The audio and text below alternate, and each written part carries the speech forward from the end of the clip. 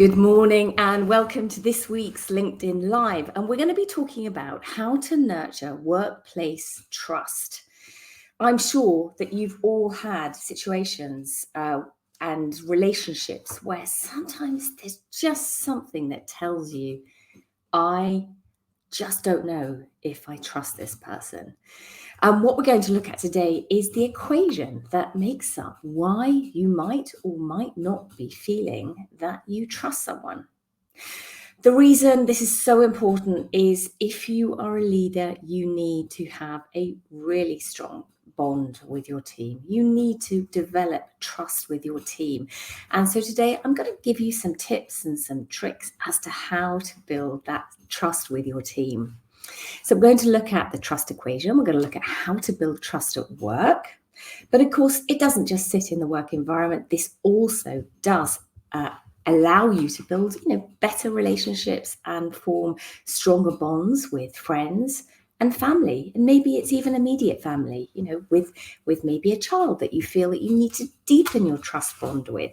So that's what we're going to look at. And then finally, practical strategies to enable you to build more trust in the workplace. And this will enable you to become a more effective leader, because as we know, with better leaders, we have better business. And that's what we're all about at Thrive World Global. We are all about developing better leaders, stronger leaders who can lead with impact, who can lead with influence, and who actually show up every day in a way that they want to present themselves to their team. So let's get stuck in. Trust. So what is trust? Well, you know what? We can look at the English dictionary, and this is a firm belief in reliability, truth, or the ability of someone or something. So this is about confidence and faith in a person. And it could be seen as an attribute of that person. So, let's just start with what the English dictionary says trust is. But actually, there are two sides to trust. There is the leader side, and then there is the team side. So from the leader's perspective, there is the trustworthiness element. So are you trustworthy as a leader? Take a moment and think about all those times you interact with your team. Are you trustworthy as a leader? And then there is the trusted element. That's the flip side. That's the team side. Do your teams have trust in you? Are they choosing to trust you? Are you getting signals that tell you that maybe they don't completely trust you? Why is trust so important? Well, it is one of the key elements that steer and navigate and a tool for developing strong business teams so that they perform better. It is a foundational skill. And the great thing about that is it's a science. It can be learned. It is something that you can develop once you know how to. Trust influences, obviously, teamwork. But let's think about the business. Let's think about those businesses that we trust. I know there are times where I've had experiences with businesses and, previously they may have been a business I completely trusted because they showed up in a reliable and consistent way. But then over time, that trust erodes for all sorts of reasons. And maybe that's because they're not showing up as consistently and as reliable in their customer service. Trust also influences collaboration and how we work well with our partners, with our business partners. I see that anybody I work with within my arena is a partner. So, am I collaborating well? Do I trust them? Do they trust me? And also this shows up as morale, engagement and morale within your business. Is the trust foundation strong within your business? Is there a strong emotional culture within your business? Are our employees allowed to say what they really feel? Because actually we know that when employees say what they really feel, And this can be at a small team or across the business. We know that you can then develop from that space a strong emotional culture, better business, better leaders, better teams. Employees are 12 times more likely to be engaged when they trust their leaders. I mean, that figure is astounding. 12 times more likely to be engaged when they trust their leader. So what are you as an organization, if you're an HRD, if you work in HR, then what are you actually doing to build trust in your organization? And I would suggest one of the first steps is actually just an education on what trust actually is. So let's have a look at that. There are 4 key elements to building trust. The first one, credibility. Are you showing up as knowing your stuff? Do you have a good reputation that goes before you? All of those things that are about building credibility. Then we've got reliability. Do you hold your promises? Do you say what you're going to say? And as a team or a business, do you show up consistently for your clients? Then we've got intimacy, and intimacy is a really interesting one. Do your team feel that they can show up as vulnerable within your team? Can they be honest with you? Do you show empathy when somebody maybe and it all happens. We have times where we have a team member who maybe starts crying for whatever reason. Are you showing empathy in that space? And when you do, when your team show up as vulnerable, when you as a leader show up as vulnerable, maybe you've made a mistake, but you own up to it. You say, hey, I'm only human. Mistakes happen. And empathy is shown both ways. What that does is that builds stronger, deeper relationships for the business. And self-orientation. Now, this is really one of the biggest game changers within the world of trust. Do you put your needs before others, or do you put the team's needs before yours? I am sure we have all experienced a time where an individual always talks about themselves first, always puts their needs before others. And when we actually come on to the equation piece shortly, you will see how damaging that can be. Think about those moments where you fill the gap always with a story. Maybe it's an I did this, or I know how to do that. And it's always the same I. Are you putting yourself first? So here we have the trust equation.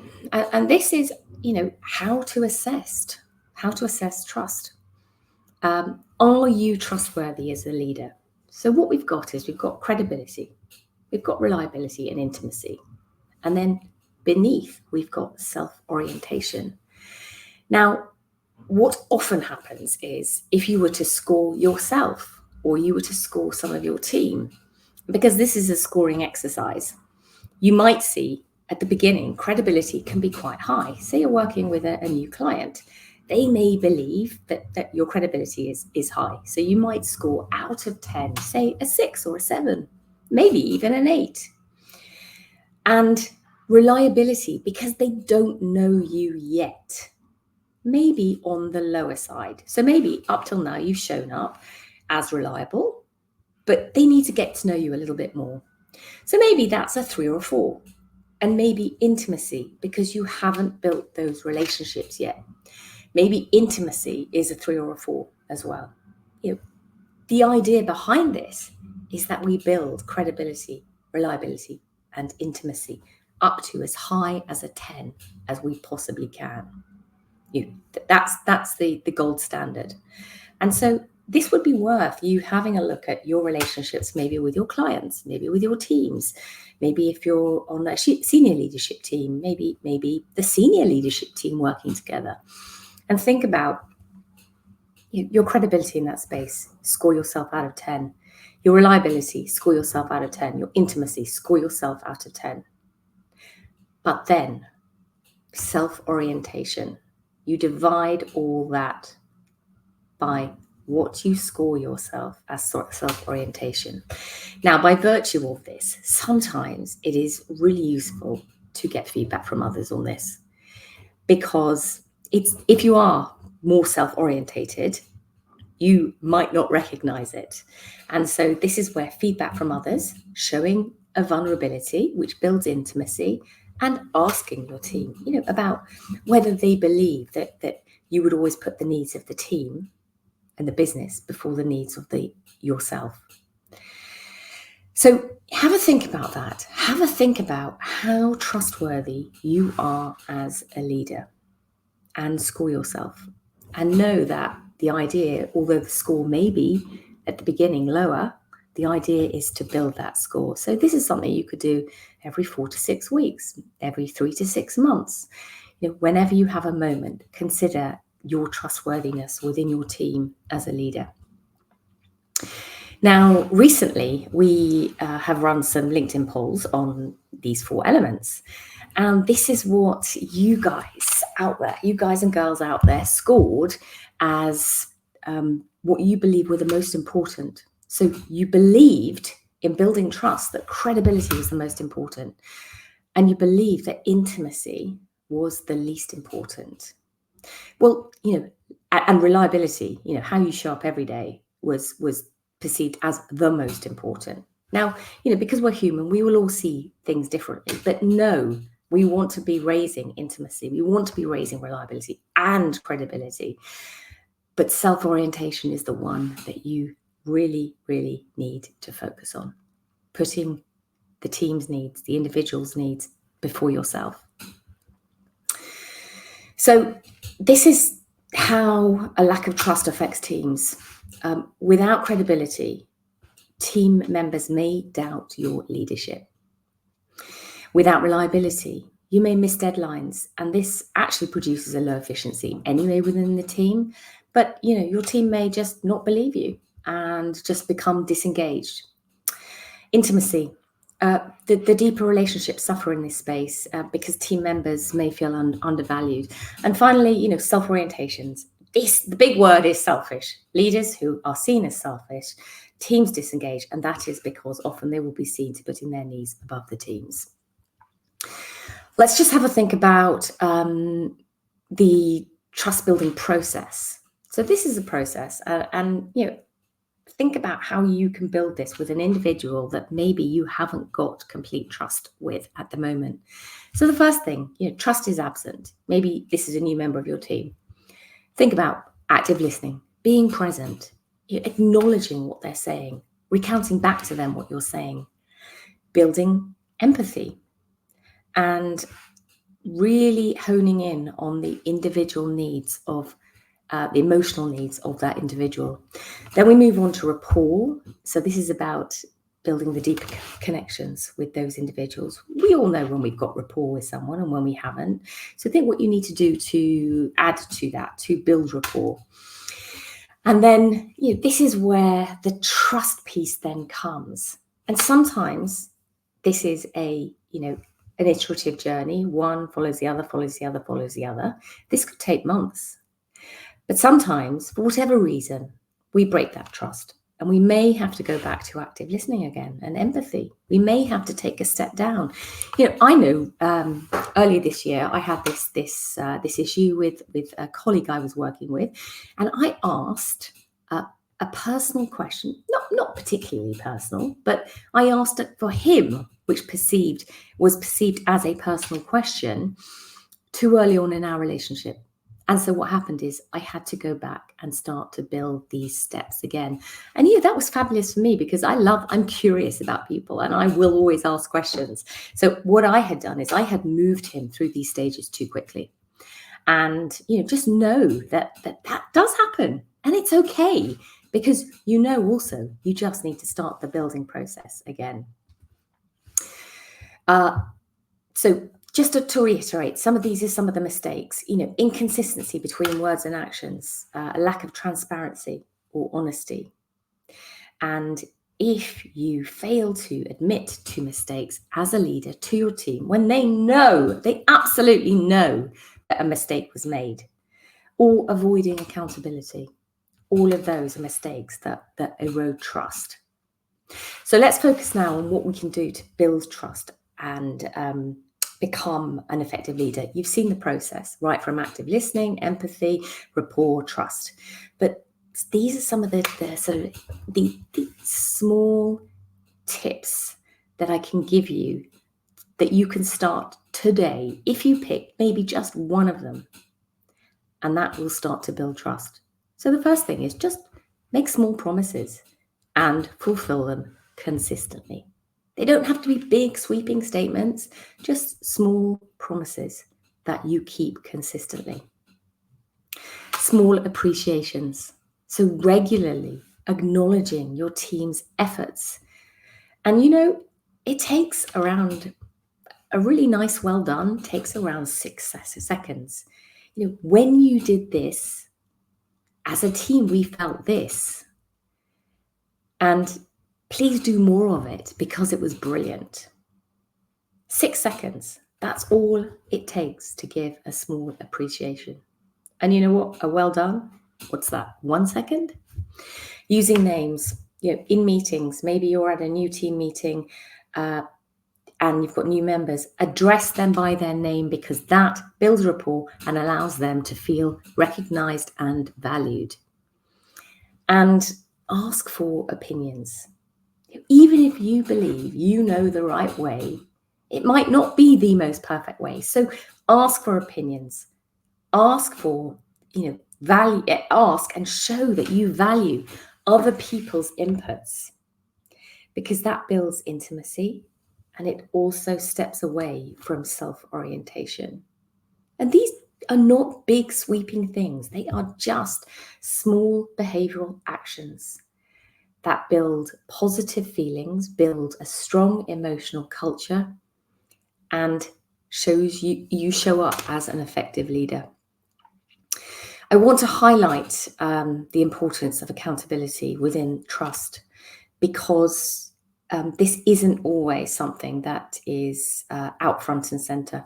It is really important that you own your mistakes as a leader, because it demonstrates your integrity. Sometimes, the situation is really tough, but actually people will trust you more when you're honest, when you own a mistake, and when you're accountable to yourself for your own actions. So be that role model in your team as a leader. Now, we run a 2-day leadership training program in London for 18 individuals. We run this on a monthly basis, and this doesn't need to be 18 individuals from the same team. This can be, sometimes we have a variety of 4 or 5 businesses on that, where they have an individual that they want to train up with leadership fundamentals. Trust particularly sits within the building communication excellence, but we cover performance, confidence, how to drive team performance, management techniques, and of course communication. I want you to really think about what you're doing within your organization to help your leaders bring development as a way of work to their daily routine, because it's in those difficult moments, often in those micro learning moments, that we grow the most. So, that's what we do. And what I want you to do is, if this is something that you're considering, you can have a call with me, and we can talk through exactly what your needs are. And I really look forward to speaking to you soon. Know that trust is the glue. Trust is the glue that holds an organization together. So without it, and if you are feeling that you are lacking it, then my suggestion is spend some time working on trust. And if this is something as an individual that you are really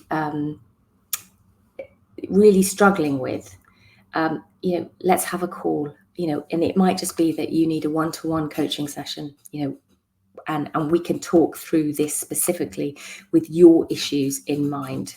And we can talk through the trust building process with your issues in mind. And I just had a message from Anna. Thanks, Anna. I'm glad you found this really useful. And maybe, we all have times where we need to develop trust. And this is something that I shared my own story where, I fall down sometimes. No human is perfect. I wish you all a lovely week.